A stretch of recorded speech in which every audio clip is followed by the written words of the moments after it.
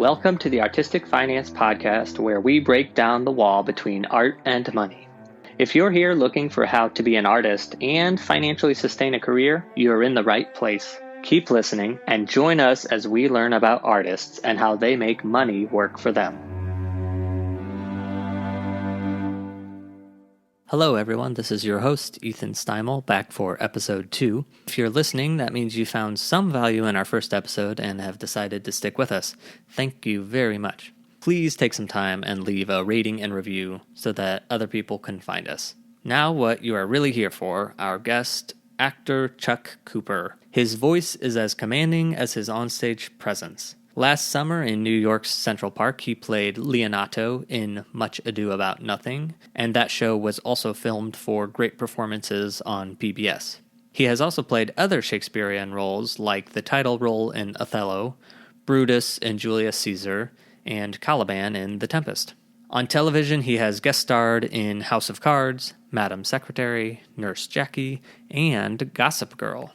But he is probably best known for his musical theater roles regionally and on Broadway. Amen Corner was his first Broadway show back in 1983, and he has since been in 16 Broadway shows, including Carolyn or Change, Finian's Rainbow, and Amazing Grace. For his portrayal of the pimp Memphis in The Life, he won the Tony Award for Best Featured Actor in a Musical. Without further ado, let's get to our interview.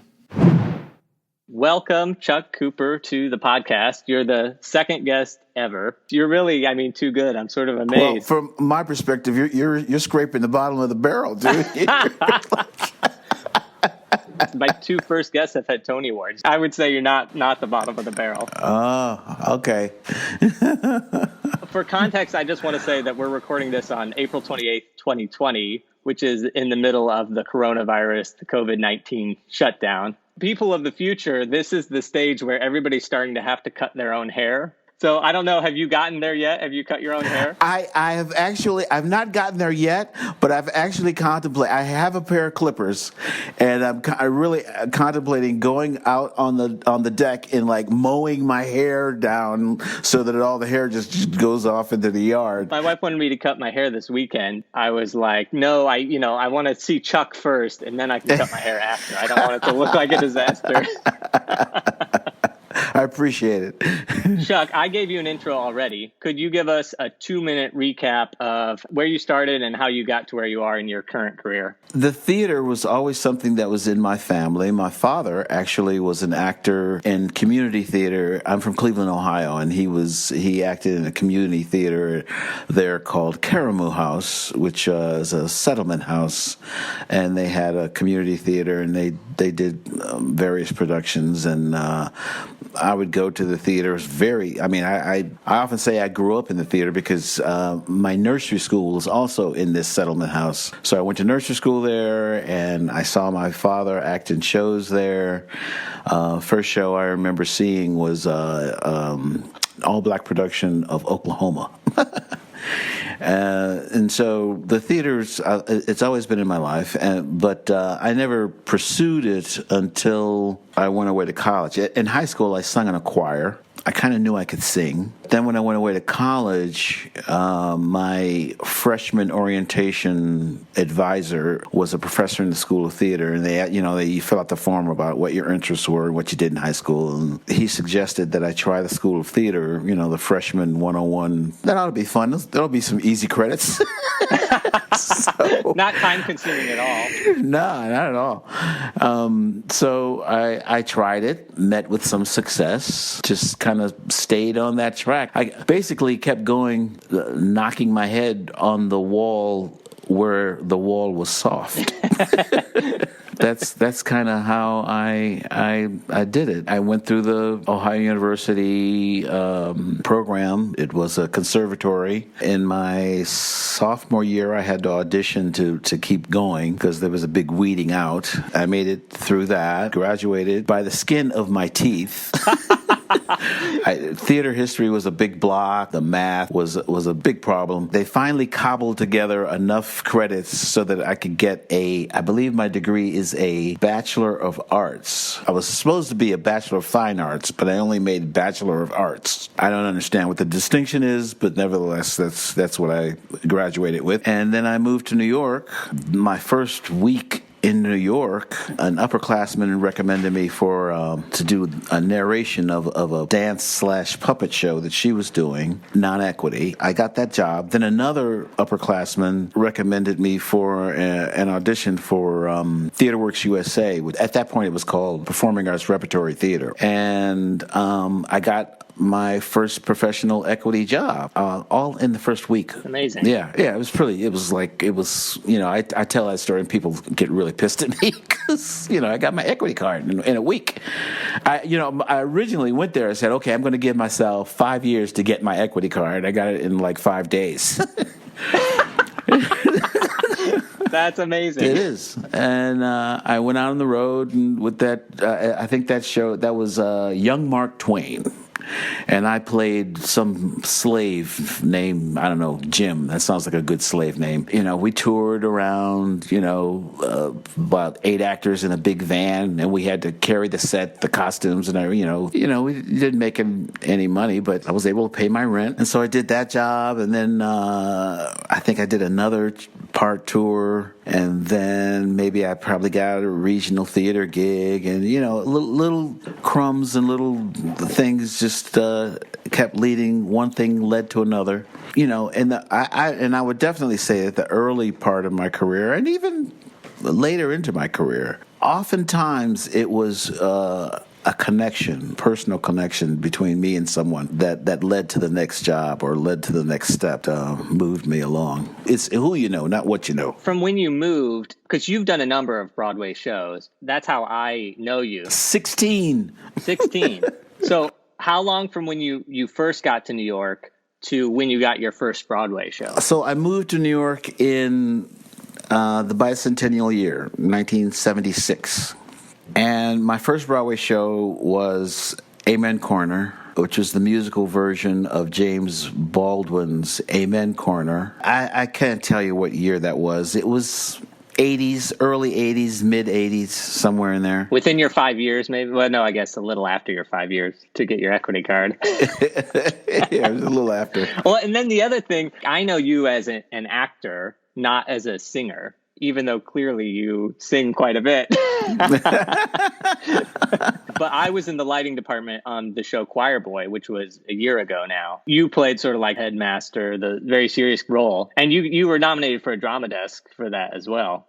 And then last summer, PBS filmed Much Ado About Nothing in Central Park. I was in that lighting department. And so I saw you as that role. So to me, you're like this Shakespearean actor, just because I happen to have never seen I didn't see Amazing Grace, and I assume you sang in that. Yeah.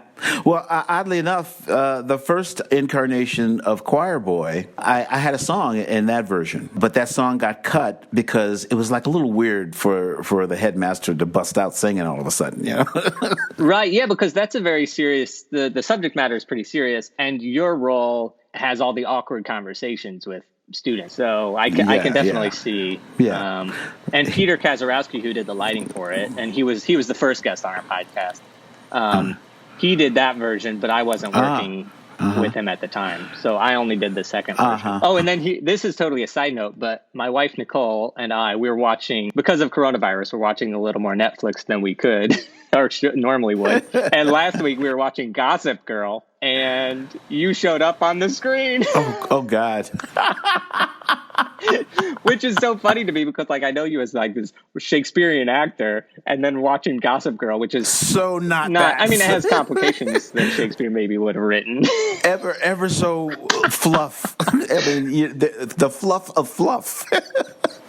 I know, because I told Nicole, I was like, oh, I'm gonna interview Joe Cooper. I'm thinking this great actor, and she's like, oh, the guy from Gossip Girl. Oh man, that's funny. So now just some fun questions so that we sort of get to know you, your personality as an artist-ish sort of thing. What is your favorite theater show to go see as an audience member? One of the first Broadway shows I saw was Rocky Horror Picture Show. I love that show. That show was, I remember sitting there going, whoa, they are having a ball up there. I love that. And then I saw the antithesis of that. I saw Maggie Smith do Private Lives. And I thought, wow, what an actress, man. And then I saw Zoe Caldwell do Medea. That was awesome. And then there was, I remember seeing my first August Wilson play, which was Fences. I saw James Earl Jones do Troy Maxon in Fences.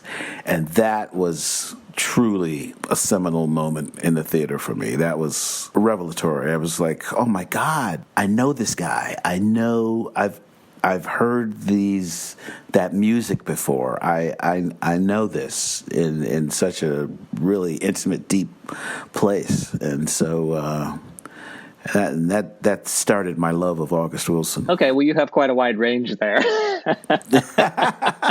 Yeah. Okay. Do you have a favorite piece of art? It's hard to pick just one. I love Ramar Bearden. I love Picasso. That Guernica just blows me away. He really got it. You know, you look at that picture and you go, okay, that's war.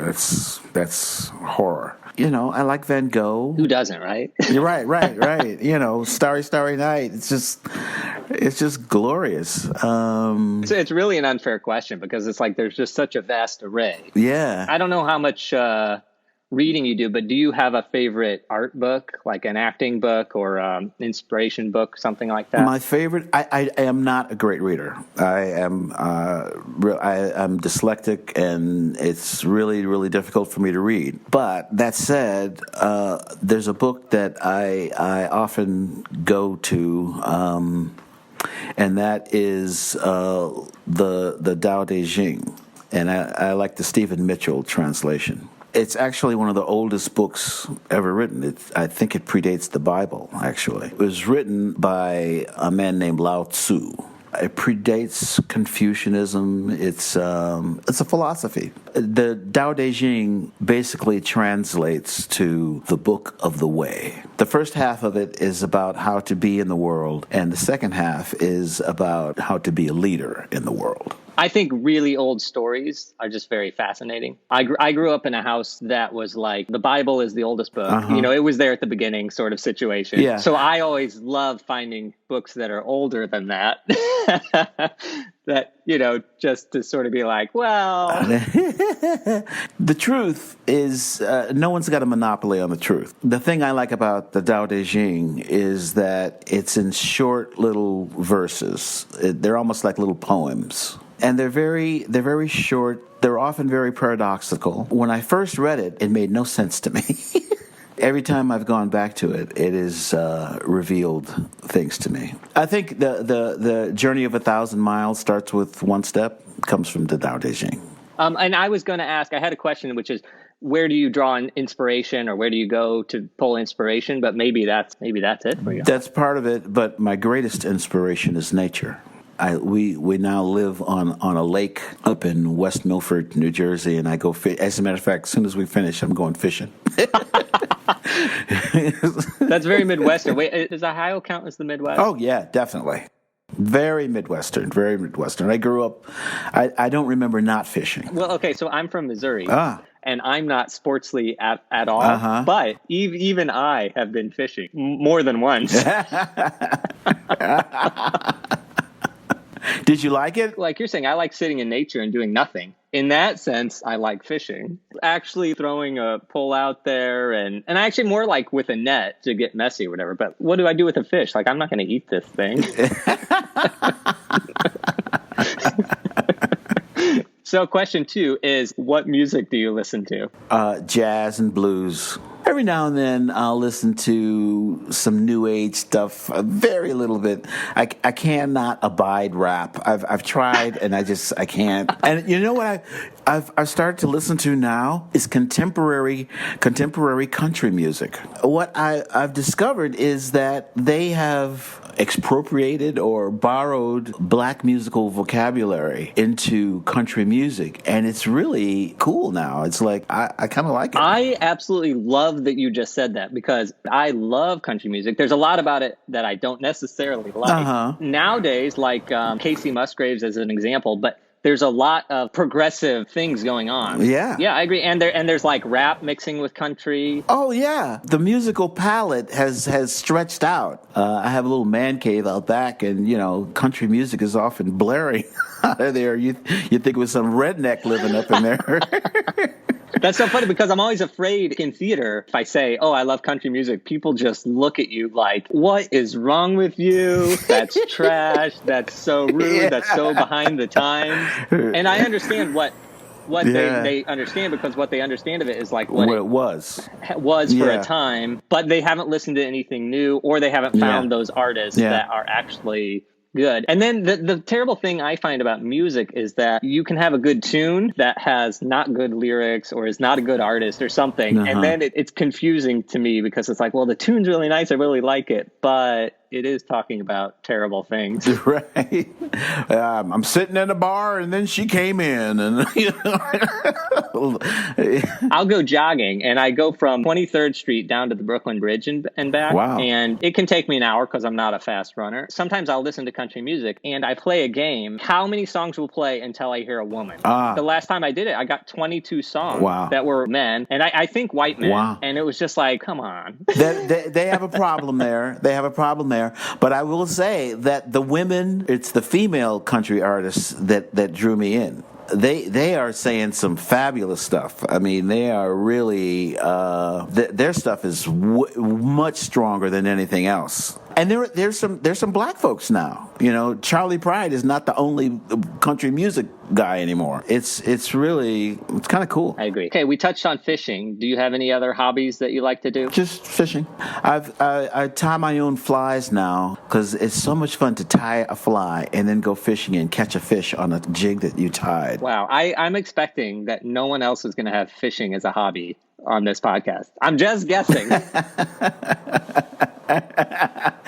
You might be right about that. Okay, so that's you as a creative person. Now we're going to get to your financial personality, which, by the way, when you agreed to talk to me, you said, I'm not great with money. I hate money. I'm going to serve as a cautionary tale. I'm the bane of my wife's existence because she is really good with money. I mean, I call her a market maven. I mean, she can stretch a dollar till it hollers.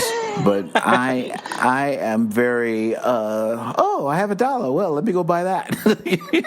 I want to touch on your demographics, and I think these things are all important. Could you describe your demographics? Okay, I am an African American. I am 65 years old. I'm from Cleveland, Ohio. I went to Ohio University and graduated with a bachelor degree. And when you moved to New York, what did your finances look like? I moved to New York with $260 in my pocket and a suitcase. Which, to give perspective, what you had was about 1 month's rent. Yeah, because my rent was $250. I had a roommate, so I paid half of that. I shared a one-bedroom apartment with a young lady that I went to college with. It was a 5-floor walk up in the 80s. Are you a saver or a spender? I'm a spender.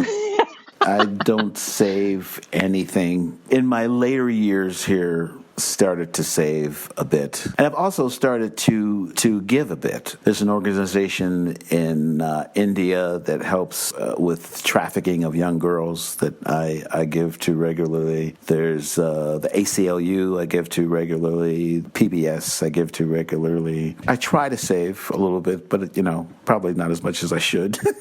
So then, follow-up, are you risk-averse or a risk-taker? I'm a total risk-taker. I don't think I could have survived. Being in show business is a huge risk.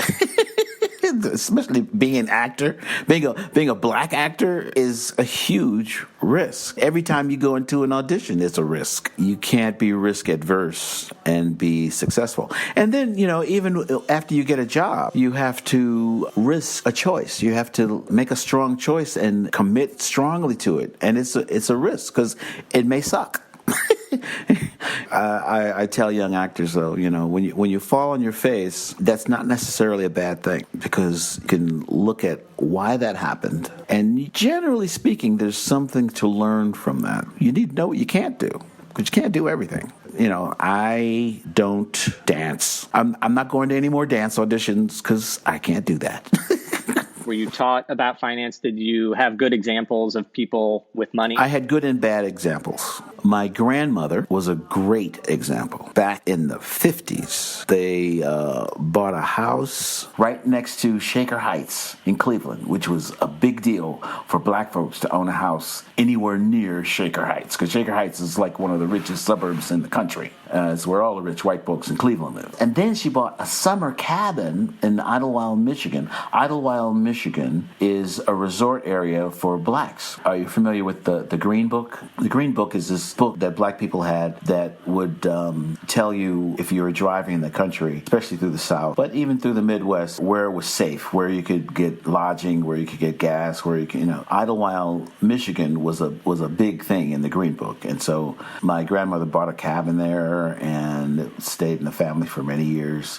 And she was great with money. Mm-hmm. On the other hand, my father, he was a party guy. He's just, when he got some money, we lived. Go to restaurants, he worked for United Airlines. He could fly for free. So, sometimes my father would pick me up and we would fly to Boston and eat lobster and fly back.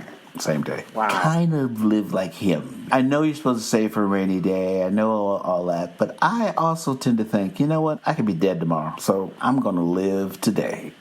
Which, as I said before, drives my wife crazy. I'm in big trouble because I'm basically retired now. I got my pensions at the first of the year. I got 3 pensions. Who knew? I actually did well over the course of my career, and my pensions aren't bad. They pay all our bills. So I do a little shopping on the Amazon, and the packages show up. And I open the door and she goes, "You got another package from Amazon." I try to keep an eye out for the Amazon truck so I can intercept the package and get it in the man cave before she sees me. That's hilarious. In your formative years, what was the political landscape, and did that influence how you deal with money? The political landscape. Well, we are and always have been Democrats. Because, what other choice is there for us?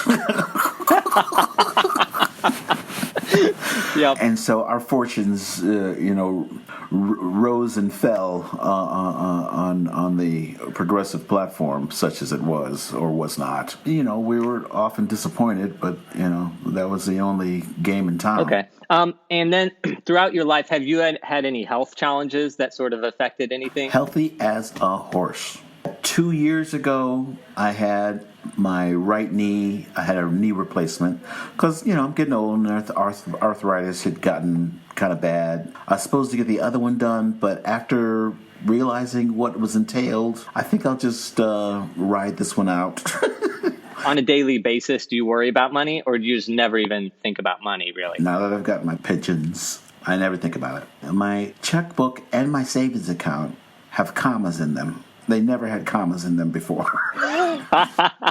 But, I went out years ago, trying to raise 3 kids and being an actor and, oh my God, money was, thought about it a lot. My first wife tried to get me to quit because I wasn't paying the bills. It wasn't happening. It was feast and famine. I'd do okay and then I would not do okay. Then I would do okay and then I would not do okay.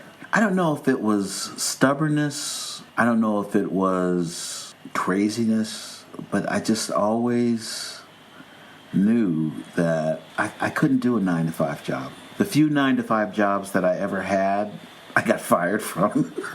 or or I just got so fed up I would quit because I just couldn't. I couldn't do it. I couldn't do it. The carrot was just so close. I could, sometimes I'd get a bite of it. I just kept hanging in there. When she was encouraging you to quit, was that when you had already had a number of Broadway shows? I may have had one or two. Actually, the bulk of my success came after I got divorced.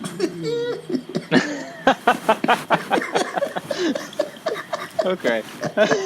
Yeah, I mean, I did wonder that because you said, let me serve as a cautionary tale about money, but you also raised 3 kids, so couldn't have been that bad, right? I raised 3 kids. They are alive. They survived being my children.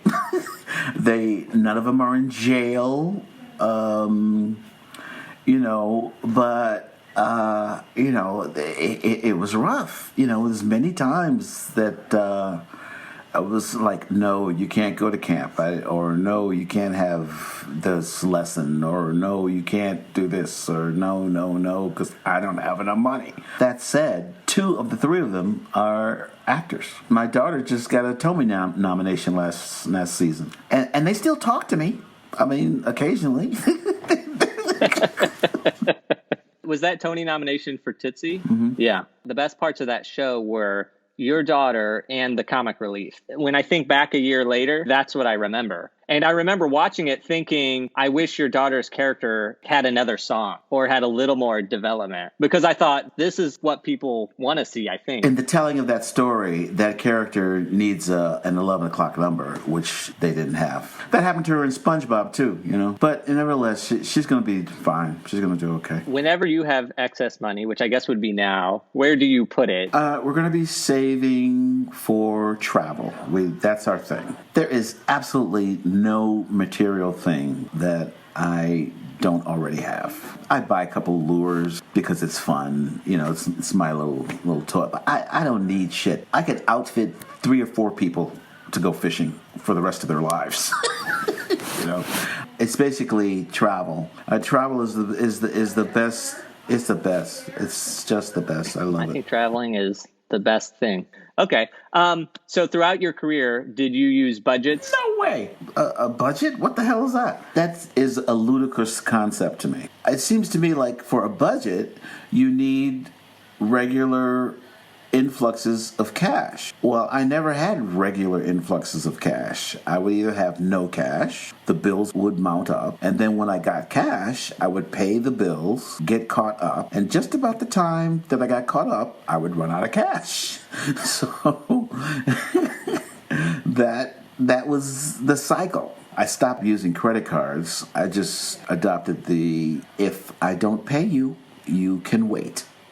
And if you can't wait, I didn't know what to tell you. I'll pay you when I can. Amazing. Like if you Google how to be good with money, one of the first 5 pieces of advice is make a budget. As an artist or working in the theater, how do you do that? You go to a budget calculator. Okay, put in your income. It's like, well, I don't know what to tell you. Like I know what I hope, but one month it may be 0, and the next month it may be $3,000. I don't know. But this is interesting because you're sort of like the opposite of Peter, who was our previous guest, because he was like, oh, budgets, absolutely. I've always had a budget, always known everything. A lighting designer with a budget. Well, God bless him. I don't know how you do that. I couldn't do that today. Or I could probably do it today. Now that I have a regular income, I could probably do it. But why bother? Okay. What was the best financial decision you ever made? That would be marrying my current wife. Because she is amazing. I mean, we have this gorgeous little cabin on a lake. We have an apartment in West North Bergen. We have a brand new car. And we have all of those things because she is a saver. She saves every dime she makes. She has a budget. She puts stuff away. She's got 11.5 401ks and investments and la. She's got all this shit. And she's done that as a playwright and teaching in a couple of different universities. She squirreled it away. In teaming with her, we've been able to buy this real estate and get to a very, very comfortable place. She's the boss, And I often say to her, that's how you want it, that's how it's going to be. Because she knows. I surrendered to the goddess. That was the best financial decision of your life. How old were you when you married her? Because to me, it sounds like that was not early on in your life. We've been together maybe 20 years, something like that. So you would have been like 45-ish. So that's not so you went 45 years and then made the best financial decision of your life. Yep. Feast and famine. What was the worst financial decision you ever made, and how did that impact you? That would be marrying my first wife. I might have to edit this out. I don't want to get sued, Oh yeah, you better edit that out. Edit that out because I don't want my children to ever hear that. I try never to say anything bad about their mother. All right, well, maybe we'll just skip that question. Okay, and this next one we could probably skip, I think, because like an actor, you're sort of like a business in of yourself. Did you form an LLC or a corporation, or were you just always, whenever you get a check, it's to Chuck Cooper, the actor? I never did that. A couple of times, like just recently when the tax law changed, and maybe another time, like a couple of years prior to that, I talked to an accountant and asked if I should do that, but I just never made enough money. They said I just didn't make enough money to make that worthwhile. Okay. Throughout your career, have you mostly been paid on W-2s or 1099? Mostly on W-2s. In the last couple of years, I've had a lot of 1099 stuff because people ask me to do concerts or do guest artist things, and then those usually pay on 1099s. So the bulk of my career was salaried work. Okay. And with all these 1099s, do you pay quarterly taxes, or do you just wait till the end of the year? We pay quarterly because my wife gets a lot of 1099 income. Almost all of her income is 1099. Do you file your own taxes? We have an accountant. I've actually had an accountant for years because I can't do that shit. I'm fairly good at keeping my receipts and all of that stuff together so that I can hand it over to someone to do. Our taxes are very complicated because, if you work out of state and then, you got 1099 and W-2 and it's like, I mean, now they have TurboTax, but I have just never done my taxes for the exact same reasons you're saying, is you work in 5 different states and it's like, oh my goodness. And everybody says, yeah, TurboTax will do it for you, pay $80. But it's like, to me, I'm like, if I answer one question wrong, then everything's going to be wrong. Yeah, the TurboTax thing, I never tried that. I never did it. Do you invest? And if you do invest, how do you do it? Stocks, bonds, alternative things? I have a 401k that Equity gave me, basically. Whenever I work, I give a portion of that to the 401k. That is the only investment that I had. At one point, I bought a mutual fund. I was like maybe doing a show or something, and I put money into it, and then I hit a rough patch and I cashed it in. So yeah, so the only thing I have is my pensions and a 401k. Okay, there's something called the 80-20 rule. It says that like 80% of your money is going to come from 20% of the work you do, and then 20% of your money is going to come from 80% of the work you do.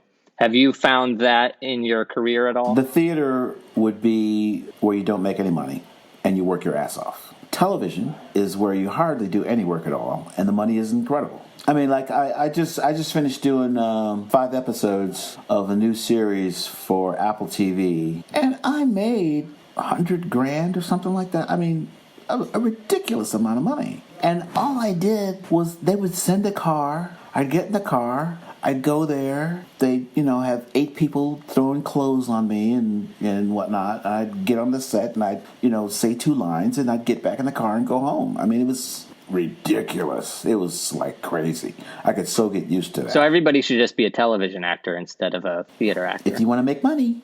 The thing about the theater, though, is I often tell people the theater pays what I call karmic currency. And karmic currency is when some young person comes up to me and says, oh, I saw Carolina Change, and it changed my life. When I saw that show, I knew I wanted to be an actor. I knew I wanted to be in the theater. I knew I wanted to do this. What's that worth? How much money is that worth? That's some other kind of currency. I call it karmic currency. How important has your personal support system been? It's vital. You have to surround yourself with artists of at least of your caliber, but preferably higher. As long as you're reaching to get over a higher bar, you're going to be doing okay. If you don't have that support, or if you're around a bunch of folks that don't have any talent, you're not going to expand or grow as an artist. I mean, I'm at once a person who is very comfortable being alone and being solitary, but I also truly love the friendships and collaborations that I've made over the years with people. Like working with Ruben, working with Kenny Leon or Jack, any of those guys that I've worked with, Cy Coleman or Sondheim, or I have gotten to work with the best in the business, and that has stretched me. That has made me bring my highest self to the room. How much of your success in your career has been because you worked hard, and how much of it was just luck? I'm going to say that 99% of it was luck. 1% of it was knowing if I get a toe into the room, I fucking better bring it, because opportunity is not a lengthy visitor. I try very, very, very, very hard to be extremely present when I'm in the room, because not many are called, and when you are called, there's an expectation there, and you would do well to meet it, if not exceed it. What is your financial goal for the year, if you have one? My financial goal for the year is to maybe not go to Amazon too much. Chill out on my Amazon visits and my visit to Tackle Warehouse, which I love. Save up for our next nice trip, which we have to decide where we're going. We want to go to. We haven't gone very far east. We went to China once, but I want to go on a food tour to Vietnam or Japan, something like that. Saving for travel. We want to take 2 nice trips a year. Sounds fantastic.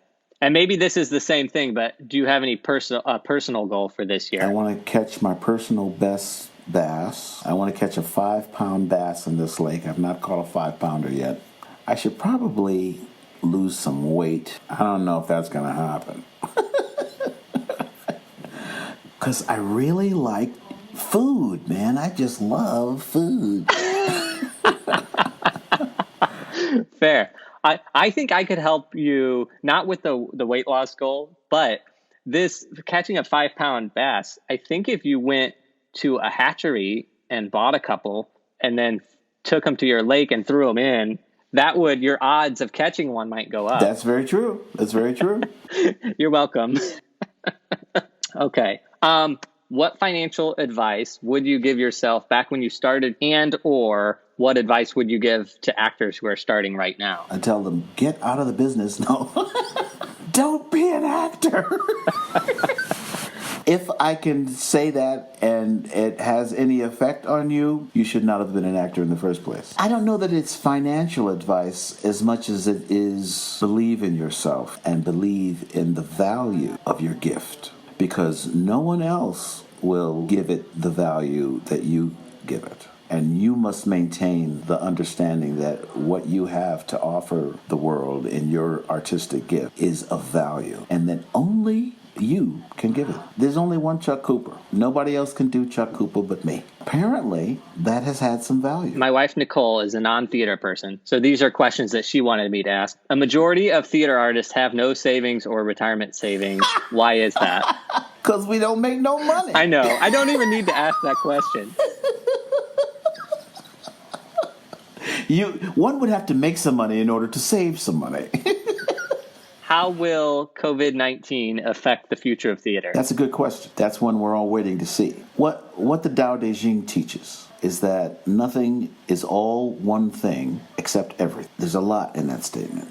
COVID-19, while it has much pain and suffering, there's also something significant going on. This is the first time that the world has had a common enemy. This is the first time that we have been united in our vulnerability and our desire to defeat an invisible enemy. This is also the first time that the Earth has been on pause. We've noticed that now people can see the San Bernardino Mountains in Los Angeles. Now people in India can see the Himalayas because the pollution's gone. Scientists have actually said that the seismographic readings that they take of the Earth have calmed down. There's something happening in this pause is good.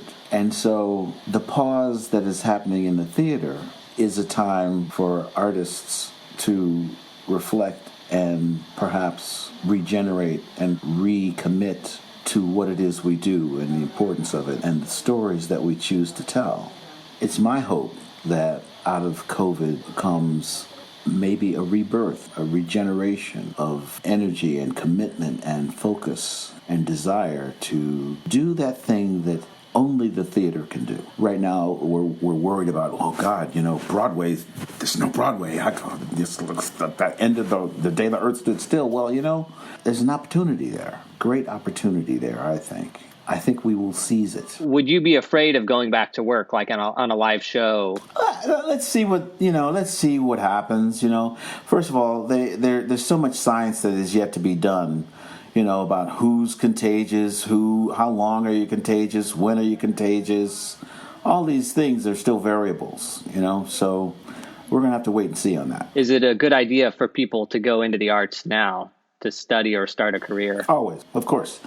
This is in our DNA. There's no way that we can not have it. It would be like not having breathing. Time immemorial, people have gathered around the fire and somebody gets up and tells the story of how they threw the spear and hit the antelope. And we all sat there spellbound.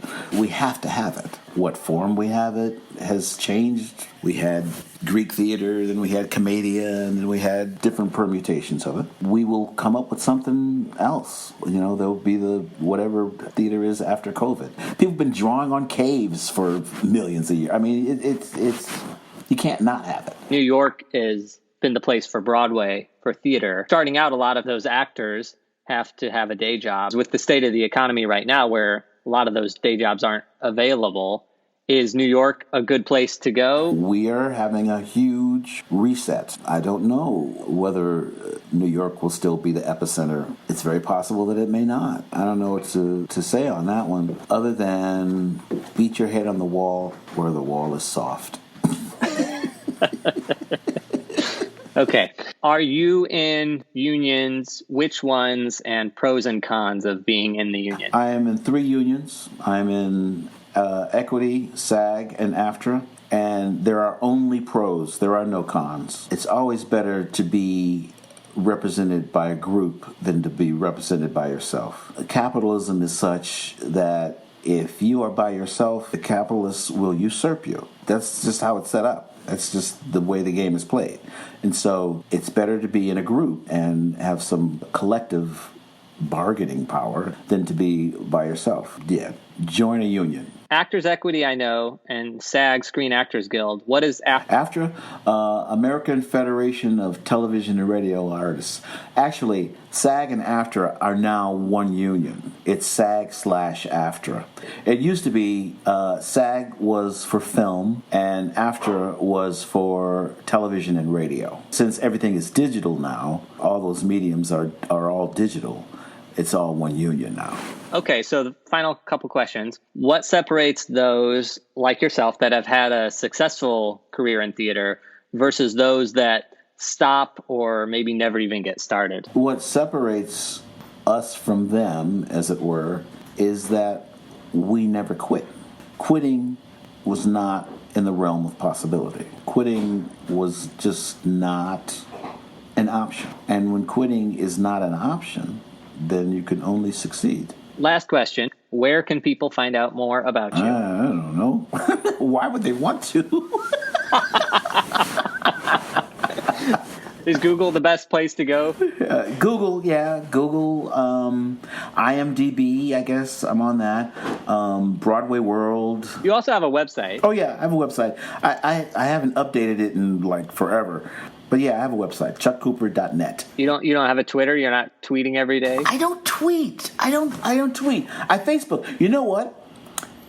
Look at my Facebook feed. That's a real good way to find out about me, because Facebook is my face. Okay. Well, Chuck Cooper, thank you so much for joining us today. It was a pleasure to have you. Oh, it's my great pleasure to talk to you. That was our interview with Tony Award winner Chuck Cooper, a fantastic person with an amazing career and somebody who loves to laugh. My takeaways for financial advice were: work hard and be present. If you aren't great with money, get work via a union and or listen to others who can encourage you to be disciplined. And also, he didn't say this, but laugh a lot. It's infectious, and I can understand what draws people to Chuck. That's it for today. Join us next week for our interview with television writer Jill Twiss. She is incredibly intelligent. Listening to her will make you smarter. Until next time, break a leg. Thank you for listening to Artistic Finance. Find more information on our website, artisticfinance.com. Please subscribe to our podcast, and please leave a review so others can find us. Artistic Finance is produced in New York City by Ethan and Nicole Steimel. Producing consultant Ann Nygren Doherty. Graphics and website by Josh Cutler. Music by Chang Liu.